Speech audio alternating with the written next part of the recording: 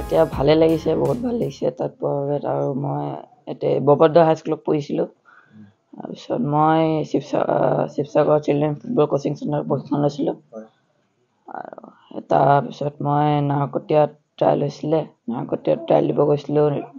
Trial দিয়াৰ পিছত আকৌ দুলীয়াজানত হৈছিলে, মানে টোটেল 3টা ট্ৰায়েল হৈছিলে। সেই নাহৰকটীয়াত তাৰপিছত দুলীয়াজানত, মুম্বাইত ট্ৰায়েলত পোৱাৰ বাবে এতিয়া মানে তাত মাতিছে। নৰ্থ ইষ্টৰ পৰা বহুতকেইজন গৈছিলে, নৰ্থ ইষ্টৰ পৰা অসমৰ 8জন গৈছিলে। নৰ্থ ইষ্টৰ মই ভালে ক'ব নোৱাৰিম কেইজন গৈছিলে বহুতকেইজন গৈছিলে। নৰ্থ ইষ্টৰ আৰু হৈছে এজন, মিজোৰামৰ এজন হৈছে, আৰু মই অসমৰ।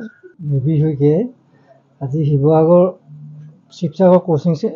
শিশু কোচিং চেণ্টাৰৰ পৰা মানে এটা ট্ৰায়েল হৈছিলে নাহৰকটীয়াত। ট্ৰায়েলৰ পৰা আকৌ ছেকেণ্ড ট্ৰায়েল হৈছিল দুলীয়াজানৰ পৰা এতিয়া আকৌ মুম্বাইত হ'ল। মুম্বাইত চিলেকশ্যন হোৱাৰ পৰা এতিয়া মুম্বাইলৈ আকৌ মানে তাতে থকা খোৱা হেৰি কৰা পঢ়ুৱালৈকে তেওঁলোকে কৰিম বুলি মানে হেৰি হৈছে। সেয়াই আৰু ই আছিলে আমাৰ মানে শিৱসাগৰ শিশু এটা ফুটবল কোচিং চেণ্টাৰ আছে। তাৰপিছত আছে তাত বহুতকেইজন কোচ আছে। এজন ইন্দ্ৰেশ্বৰ বুলি আছিলে, তাৰপিছত আৰু মুকুল লাহন বুলি এজন আছিলে, তাৰপিছত আছিলে আপোনাৰ মোহিনী ডেকা বৰুৱা, আৰু সেই আচফ ছাৰ আছে, বহুতকেইজন কোচ আছে। 11জন গৈছিলে। হয় হয়।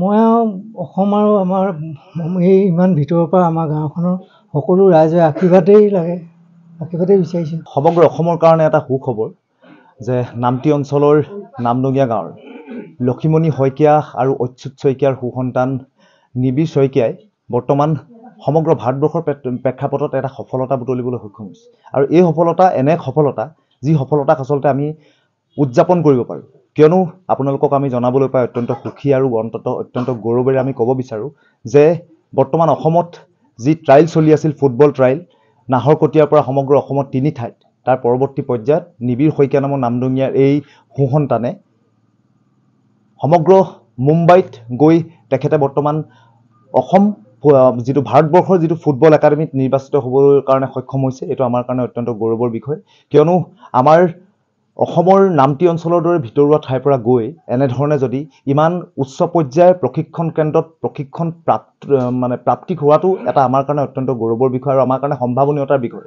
কিয়নো আমি আশা কৰিছোঁ যে কিয়নো আমাৰ সমগ্ৰ উত্তৰ পূৰ্বাঞ্চলৰ পৰা কেৱল মাত্ৰ 11জন মানে খেলুৱৈহে আচলতে মুম্বাই তাত হোৱা যিটো আচলতে ট্ৰায়েলত তেওঁলোকে স্থান পাবলৈ সক্ষম হৈছিল। কিন্তু তাৰ মাজত অসমৰ নিবিড় শইকীয়া আমাৰ কাৰণে এক আশাৰ ৰেঙনি কঢ়িয়াই দিলে, কিয়নো নিবিড় শইকীয়া নিৰ্বাচিত হ'ল। আৰু এতিয়া বৰ্তমান ভাল খবৰ যে 6 বছৰৰ কাৰণে নিবিড় শইকীয়াৰ লগত তেওঁলোকে এক চুক্তিত তেওঁলোকে মাক দেউতাকৰ লগত ইতিমধ্যে লিপিবদ্ধ হৈ তেওঁলোকে মুম্বাইত আচলতে গতি কৰিব অহা 13 তাৰিখে। সেয়েহে ছাত্ৰ সন্থা, সদৌ অসম মহিলা সমিতি তথা সমগ্ৰ ৰাইজৰ ফালৰ পৰা নিবিড় শইকীয়াৰ ভৱিষ্যত জীৱনৰ কাৰণে আমি শুভেচ্ছা প্ৰদান কৰিছোঁ, শুভাশীষ দিছোঁ, যাতে অনাগত ভৱিষ্যতে নিবিড় শইকীয়াই যি প্ৰশিক্ষণ এটা উচ্চ পৰ্যায়ৰ প্ৰশিক্ষণ আৰম্ভ কৰিবৰ কাৰণে যিটো যাত্ৰা আৰম্ভ কৰিছে, সেই যাত্ৰা যাতে শুভ হওক, সফল হওক, আৰু অনাগত ভৱিষ্যতে নিবিড় শইকীয়া যাতে সমগ্ৰ অসমৰ লগতে নামটি অঞ্চললৈ, নামডঙীয়া গাঁও অঞ্চললৈ, লগতে সমগ্ৰ অসমলৈ যাতে গৌৰৱ কঢ়িয়াই আনিব পাৰে, তাক লৈ আমি অত্যন্ত বেছি আশাবাদী। ধন্যবাদ।